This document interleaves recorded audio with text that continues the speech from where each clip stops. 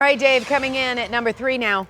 A chaotic scene at a Family Dollar after a man is shot in the parking lot. This happened near the intersection of Schoolcraft Avenue and Frontage Road. The person behind the trigger, a bounty hunter who we're told was after a man who didn't show up to court. 7 Action News reporter Rudy Harper live at DPT headquarters with what we know tonight. Rudy. And Dave, it's a complicated story with many layers, and police have released very few details. At this time, we do know that person who was shot is in serious condition at a hospital. A child was also in the car that he was in that was shot up. Thankfully, that child is okay tonight. A bounty hunter behind the trigger of the gun after a man, we're told, who jumped bail. Now that bounty hunter and his partner are behind bars.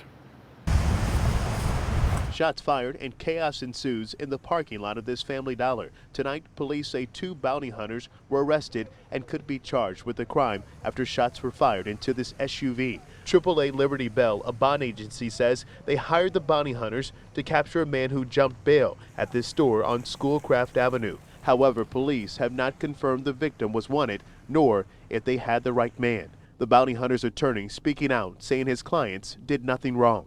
But if you're running from the law and you try to put someone else's life at jeopardy, they have to do what they have to do so they can make it home to their families.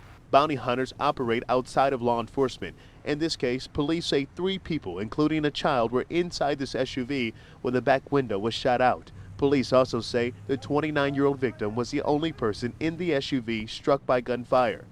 Employees at this Family Dollar say one of the bounty hunters approached the victim after he left the store.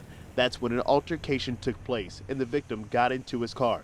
The employees say then a second bounty hunter pulled a truck behind the victim's SUV to block his escape, and then shots rang out. The bounty hunter's defense attorney says his client was behind the car and his life was in danger. If Mike would not respond with a gunshot, the individual may have killed Mike. After the individual was shot, he put his hands out the window and laid down, and they cuffed him, and the police came shortly thereafter. So police tell us they recovered a firearm at this scene. All this confusion will be cleared up once prosecutors release the charging documents. At that time, we'll know if these bounty hunters had the right man or if they operated outside the scope of law. Live at DPD headquarters, I'm Rudy Harper, 7 Action News. All right, thank you so much, Rudy.